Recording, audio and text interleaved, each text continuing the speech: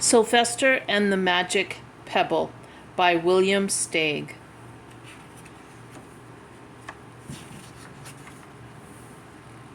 Sylvester Duncan lived with his mother and father at Acorn Road in Oakdale. One of his hobbies was collecting pebbles of unusual shape and color. On a rainy Saturday during vacation, he found a quite extraordinary one. It was flaming red, shiny, and perfectly round like a marble. As he was studying this remarkable pebble, he began to shiver, probably from excitement, and the rain felt cold on his back. "I wish it would stop raining," he said. To his surprise, the rain stopped. It didn't stop gradually as rain usually does. It ceased. The drops vanished on the way down, the clouds disappeared, and everything was dry, and the sun was shining as if the rain had never existed.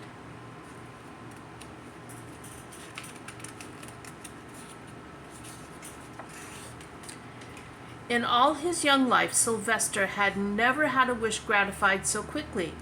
It struck him that magic must be at work, and he guessed that the magic must be in the remarkable-looking red pebble, where indeed it was. To make a test, he put the pebble on the ground and said, "I wish it would rain again." Nothing happened. But when he said the same thing holding the pebble in his hoof, the sky turned black, there was lightning and a clap of thunder, and the rain came shooting down. "What a lucky day this is," thought Sylvester. "From now on, I can have anything I want. My mother and father can have anything they want. My relatives, my friends, and anybody at all can have everything anybody wants." He wished the sunshine back in the sky, and he wished a wart on his left hind futtock would disappear, and it did. And he started home, eager to amaze his father and mother with his magic pebble. He could hardly wait to see their faces. Maybe they wouldn't even believe him at first. As he was crossing Strawberry Hill, thinking of some of the many, many things he could wish for, he was startled to see a mean, hungry lion looking right at him from behind some tall grass. He was frightened. If he hadn't been so frightened, he could have made the lion disappear, or he could have wished himself safe at home with his father and mother. He could have wished the lion would turn into a butterfly or a daisy or a gnat. He could have wished many things, but he panicked and couldn't think carefully. "I wish I were a rock," he said, and he became a rock. The lion came bounding over, sniffed the rock 100 times, walked round and around it, and went away confused, perplexed, puzzled, and bewildered. "I saw that little donkey as clear as day. Maybe I'm going crazy," he muttered. And there was Sylvester, a rock on Strawberry Hill, with the magic pebble lying right beside him on the ground. He was unable to pick it up. "Oh, how I wish I were myself again," he thought, but nothing happened. He had to be touching the pebble to make the magic work, but there was nothing he could do about it. His thoughts began to race like mad. He was scared and worried. Being helpless, he felt hopeless. He imagined all the possibilities, and eventually he realized that his only chance of becoming himself again was for someone to find the red pebble and to wish that the rock next to it would be a donkey. Someone would surely find the red pebble. It was so bright and shiny. But what on earth would make them wish that a rock were a donkey? The chance was one in a billion at best. Sylvester fell asleep. What else could he do? Night came with many stars. Meanwhile, back at home, Mr. and Mrs. Duncan paced the floor, frantic with worry. Sylvester had never come home later than dinner time. Where could he be? They stayed up all night wondering what had happened, expecting that Sylvester would surely turn up by morning. But he didn't, of course. Mrs. Duncan cried a lot, and Mr. Duncan did his best to soothe her. Both longed to have their dear son with them. "I will never scold Sylvester again as long as I live," said Mrs. Duncan, "no matter what he does." At dawn, they went about inquiring of all the neighbors. They talked to all the children, the puppies, the kittens, the colts, the piglets. No one had seen Sylvester since the day before yesterday.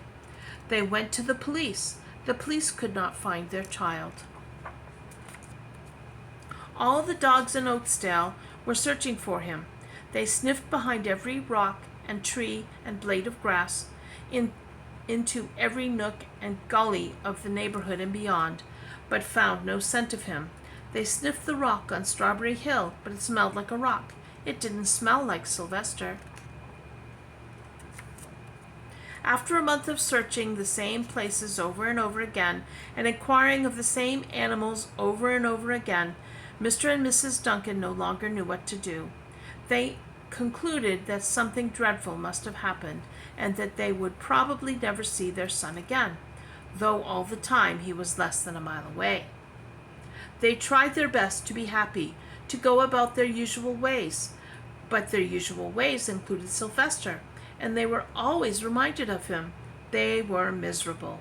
Life had no meaning for them anymore. Night followed day, and day followed night, over and over again. Sylvester on the hill woke up less and less often. When he was awake, he was only hopeless and unhappy. He felt he would be a rock forever, and he tried to get used to it. He went into an endless sleep. The days grew colder. Fall came with the leaves changing color. Then the leaves fell, and the grass bent to the ground. Then it was winter. The winds blew this way and that. It snowed. Mostly the animals stayed indoors, living on the food that they'd stored up. One day a wolf sat on the rock that was Sylvester, and howled because he was hungry. Then the snows melted, and the earth warmed up in the spring sun, and things budded. Leaves were on the trees again. Flowers showed their young faces. One day in May, Mr. Duncan insisted that his wife go with him on a picnic. "Let's cheer up," he said. "Let's try to live again and be happy, even though Sylvester, our angel, is no longer with us." They went to Strawberry Hill. Mrs. Duncan sat down on a rock. The warmth of his own mother sitting on him woke Sylvester up from his deep winter sleep. How he wanted to shout, "Mother, Father, it's me, Sylvester. I'm right here." But he couldn't talk. He had no voice. He was stone dumb. Mr. Duncan walked aimlessly about while Mrs. Duncan set out the picnic food on the rock: alfalfa sandwiches, pickled oats, sassafras salad, Timothy compote. Suddenly, Mr. Duncan saw the red pebble. "What a fantastic pebble!" he exclaimed. Sylvester would have loved it for his collection. He put the pebble on the rock. They sat down to eat. Sylvester was now as wide awake as a donkey that was a rock could possibly be. Mrs. Duncan felt some mysterious excitement. "You know, Father," she said suddenly, "I have the strangest feeling that our dear Sylvester is still alive and not far away." I am, Sylvester wanted to shout, but he couldn't. If only he had realized that the pebble resting on his back was the magic pebble.